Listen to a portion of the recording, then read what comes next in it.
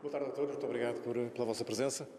Esta reunião para a Iniciativa Liberal foi uma reunião agridoce, porque ficámos satisfeitos com os dados que foram partilhados relativamente à evolução da epidemia e a redução de percentual do número de casos identificados.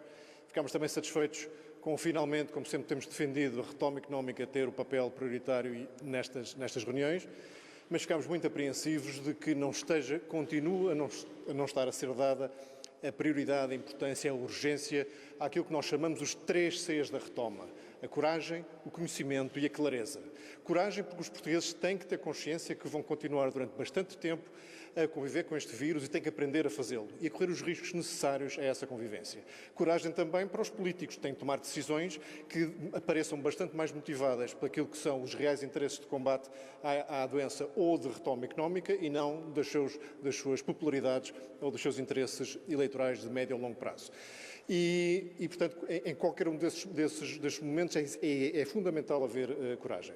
Depois, o conhecimento. Nós, todas as vezes que vimos aqui, falamos do tema dos dados. E agora já não é só os dados que são discrepantes entre as autarquias e a DGS. Não são só os dados que não estão suficientemente disponíveis para a comunidade académica. São os dados de mortalidade excessiva que tive a ocasião de questionar o Sr. Primeiro-Ministro no último debate quinzenal e que fiquei sem resposta e que continua a não haver uma boa resposta e sucedem-se os estudos, ainda hoje mais um, da Universidade de Lisboa, mostrando que nos últimos meses há um acréscimo de mortalidade por causas não diretamente relacionadas com o Covid e não sabemos se é um subdiagnóstico do Covid ou um outro tipo de crise na saúde pública derivado do foco exclusivo que temos na pandemia.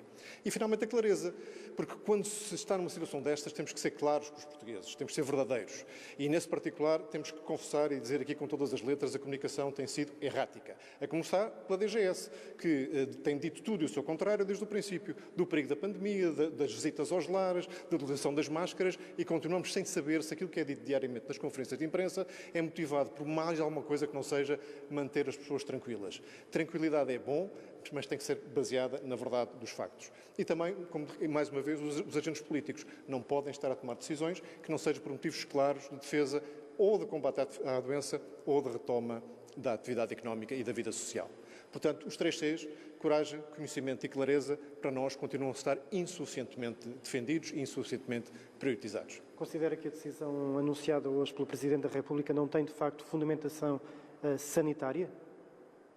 Está a falar da não renovação do estado de emergência? Renovação do estado de emergência. Bom, como sabe, a Iniciativa Liberal já votou 2 vezes contra o estado de emergência. Portanto, em nossa opinião, já não havia razões para haver estado de emergência antes. Nenhuma das medidas que efetivamente funcionou, desde aquelas que foram tomadas antes do estado de emergência e a maior parte das que foram tomadas durante o estado de emergência, não careciam do estado de emergência para terem cobertura legal.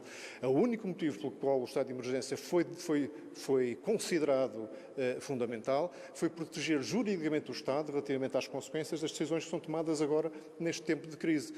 E um instrumento que defende juridicamente o Estado em detrimento dos direitos e liberdades fundamentais dos cidadãos, para nós nunca teria aceitação. E, portanto, se por acaso agora o Sr. Presidente da República achar que não deve propor a renovação do estado de emergência, nós estaremos certamente de acordo. Agora, depende porque é que é substituído. Porque um estado de calamidade que é decretado apenas pelo Governo, sem escrutínio da Assembleia da República, pode instituir também limitações aos direitos individuais das pessoas e contra isso nós temos também que nos bater sem qualquer espécie de pejo. Muito obrigado. Muito obrigado a todos. Uma dúvida em relação o estado de calamidade, estado de calamidade não é uma figura muito usada, mas quando foi é muito mais pormenorizada e detalhada relativamente aos poderes que confere e às medidas extraordinárias que institui.